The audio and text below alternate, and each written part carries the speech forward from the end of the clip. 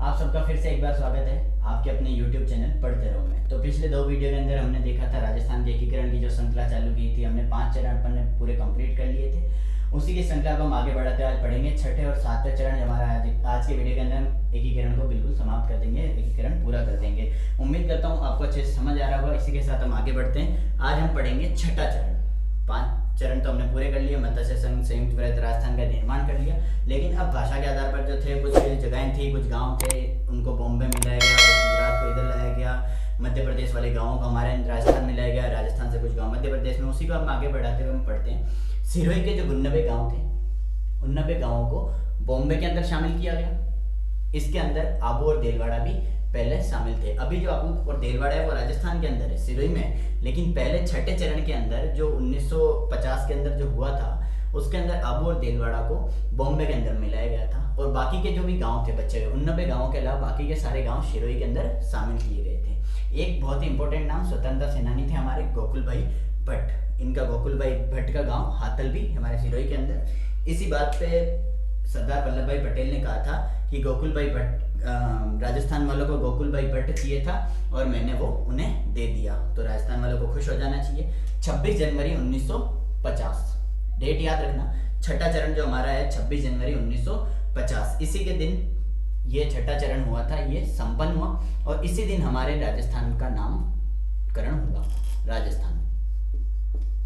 इस दिन वो संयुक्त वृहत राजस्थान, संयुक्त राजस्थान, वृहत राजस्थान सारे जो थे वो समाप्त कर दिए गए और राजस्थान नाम इसको दिया गया, संयुक्त राजस्थान दिया गया।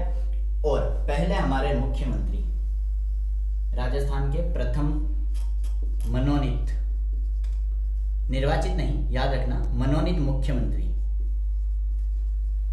इंपॉर्टेंट क्वेश्चन है, बहुत ही इंपॉर्टेंट। बच्चे ऐसे छोटे छोटे से जो क्वेश्चन होते हैं, बिल्कुल माइनर क्वेश्चन, जिनको याद नहीं रख पाते, याद रख लेना। हीरालाल शास्त्री पहले मनोनीत मुख्यमंत्री थे। मनोनीत मुख्यमंत्री में पहले हीरालाल शास्त्री थे, CS वेंकटाचारी और जयनारायण व्यास, ये तीनों मनोनीत मुख्यमंत्री थे। पहले हमारे राजस्थान के पहले निर्वाचित मुख्यमंत्री का नाम, तीनों नाम याद नहीं रखो तो भी चलेगा, लेकिन पहले निर्वाचित मुख्यमंत्री का नाम था टीकाराम पालीवाल। ऐसे मुख्यमंत्री जो निर्वाचित भी थे और मनोनीत भी थे, तो वो आते हैं, उनका नाम जयनारायण व्यास। जयनारायण व्यास जी जो थे जयनारायण व्यास जी मनोनीत और निर्वाचित दोनों मुख्यमंत्री रहे थे। और सबसे ज्यादा वर्ष मुख्यमंत्री का शासनकाल अगर पूछा जाए तो 17 वर्ष मोहनलाल सुखाड़िया जी ने बहुत ही अच्छी अपनी भूमिका निभाई थी राजस्थान के अंदर। और ये सबसे ज्यादा वर्ष तक जो है हमारे राजस्थान के मुख्यमंत्री, लगभग 17 वर्ष तक ये मुख्यमंत्री रहे थे। इसी के साथ हमारा 6ठा चरण यहाँ पे समाप्त होता है। अब हम बढ़ते हैं आगे के 7वें चरण की तरफ। तो चलिए शुरू करते हैं। तो चलिए हम बढ़ते हैं 7वें चरण की तरफ। 7वें चरण जो आखिरी हमारा चरण होगा, फजल अली आयोग। जैसा कि हम भारत का जो भाषा के आधार पर जो राज्यों का पुनर्गठन होना था, उस आयोग के लिए उसके लिए राज्य पुनर्गठन आयोग बनाया गया था। आयोग का नाम था फजल अली आयोग। फजल अली आयोग के अंदर 3 सदस्य थे, नाम याद रख लेना आप। गठन हुआ था 1953। 3 सदस्य कौन कौन थे? एक तो फजल अली, दूसरे थे पांडीकर, KM पांडीकर, और तीसरे सदस्य थे हृदयनाथ। इसके आधार पर राज्यों का, इसी समिति के आधार पर ये सदस्य थे और इसी के आधार पर राज्यों का पुनर्गठन हुआ था। सभी राज्यों का, जो पूरे भारत के अंदर राज्यों का पुनर्गठन किया गया था भाषा के आधार पर। तो इसी की समिति की सिफारिश के आधार पर इसी समिति ने आबू और देलवाड़ा को राजस्थान में मिलाया, अजमेर मेरवाड़ा को राजस्थान में। अब तक अजमेर मेरवाड़ा को राजस्थान में नहीं मिलाया गया था, लेकिन अजमेर मेरवाड़ा को राजस्थान के अंदर शामिल किया गया। हरिभाई उपाध्याय ने इसका बहुत ज़्यादा विरोध किया था। हरिभाई उपाध्याय ने कहा था नहीं, बिल्कुल नहीं, अजमेर को नहीं मिलाया जाना चाहिए, अजमेर ही जो है रहना चाहिए, बिल्कुल अलग ही रहना चाहिए, अभी भी इसको संघ शासित प्रदेश ही मानना चाहिए। लेकिन इस समिति ने बिल्कुल इससे इनकार कर दिया और अजमेर को राजस्थान के अंदर मिला दिया गया। मध्य प्रदेश का जो सुनील टप्पा, नाम याद रखना, मध्य प्रदेश का सुनील टप्पा राजस्थान में मिला दिया गया। और राजस्थान का सिरोंज नाम का गांव था राजस्थान के अंदर, उसको MP में मिला दिया। ऐसे गांवों का क्या हुआ था, आदान प्रदान हुआ था। और ये एकीकरण की प्रक्रिया 1 नवंबर 1956 को समाप्त हो गई।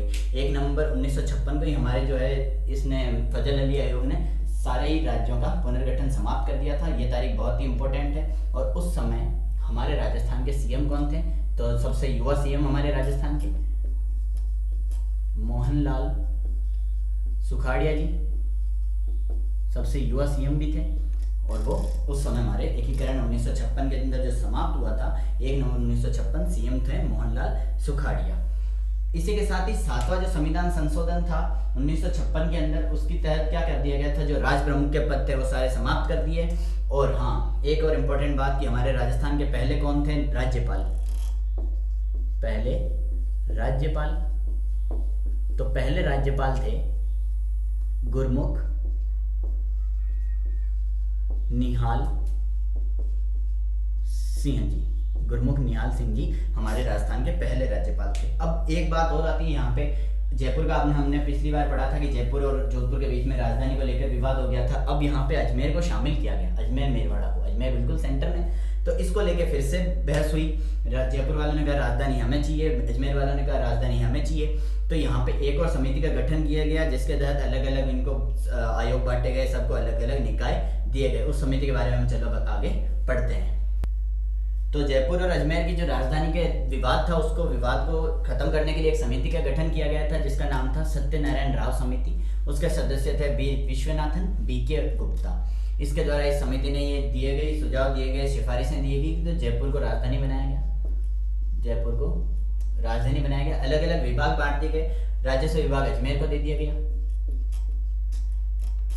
राज्य का राजस्व विभाग अजमेर में दिया गया। शिक्षा विभाग बीकानेर को दिया गया। ये सारे कार्य इसी सत्यनारायण देवराय समिति के आधार पर किए गए थे। एक हमने शंकर देवराय समिति पढ़ी थी, उसमें कंफ्यूज बिल्कुल मत होना। जयपुर और अजमेर विवाद के लिए सत्यनारायण राव समिति थी। कृषि विभाग दिया गया भरतपुर,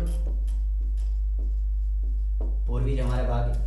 वन और सहकारी विभाग दिया गया कोटा को, और जो अंत में दिया गया खनिज विभाग वो दिया गया उदयपुर को। इसी तरह हमारे ये जो है समाप्त होता है। और उसी के साथ उन्होंने देखा कि भाई ये जो 1 नवंबर 1956 के समाप्त होता है, उसके बाद जो हमारा आखिरी जो जिला है 33वां जो हमारा राजस्थान का जिला था, परमेश चंद्र की जो सिफारिशों पे ये समिति थी, परमेश चंद्र समिति, उसी के आधार पर 26 जनवरी 2008 को ये गठन किया गया। अजमेर का गठन, अजमेर जिला बना था हमारा 26वां जिला था जो अजमेर था।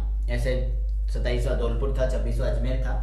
और 26वें से याद रखना, 26वें संविधान संशोधन 1971, 26वें संविधान संशोधन 1971 के तहत प्रीवी वर्ष जो थे, राजाओं के जो प्रीवी वर्ष थे 20 लाख रुपए, 18 लाख रुपए, जो अलग 1971 के तहत प्रीवी वर्ष के पद जो है बिल्कुल समाप्त कर दिए गए थे। जो राजा महाराजाओं को जो रुपए दिए जाते थे अब वो बिल्कुल बंद कर दिए गए। पहले राज प्रमुख पद तो हमने पढ़ ही लिया था, तो बिल्कुल हटा दिया गया था संविधान संशोधन के द्वारा। और 26वां जो संविधान संशोधन हुआ था 1971 के अंदर प्रीवी वर्ष समाप्त कर दिए गए थे। बहुत रियासतों ने इसका विरोध भी किया था एकीकरण का। हमने एकीकरण पूरा पढ़ा है, एकीकरण का बहुत सारी रियासतों ने विरोध किया था। ऐसे ही बांसवाड़ा के जो राजा थे, ऐसा उन्होंने कहा था सरदार वल्लभ भाई पटेल को, जब वो साइन कर रहे थे इस रियासतों के एकीकरण के या विलय के अंदर, तो उन्होंने चंद्रवीर सिंह जी जो उन्होंने कहा था कि मैं राजस्थान को जो विलय कर रहा हूँ या विलय जो अपनी रियासत का कर रहा हूँ, एक तरह से मैं अपने डेथ वारंट पे साइन कर रहा हूँ। लेकिन इन सारी जो हुई थी परेशानियाँ या जो सहयोग जिन्होंने भी किए, स्वतंत्रता सेनानियों के सहयोग, सरदार वल्लभ भाई पटेल जो हमारे लौह पुरुष माने जाते हैं, उन सारी चीज़ों से, उन सारी बातों से उन्होंने अपने सहयोग के द्वारा सारे जो है राजस्थान का एकीकरण ये पूरा हुआ। और इसी के साथ हम जो आज का राजस्थान देख रहे हैं उसका गठन किया गया। याद रखना डेट अंतिम जो है 1 नवंबर 1956। मैं उम्मीद करता हूँ आपको हमारे ये वीडियो पसंद आ रहे होंगे। अगर आ रहे हैं तो लाइक करें, शेयर करें, सब्सक्राइब करें। और आपको एकीकरण के 2 वीडियो के लिंक नीचे डिस्क्रिप्शन बॉक्स में मिल जाएंगे।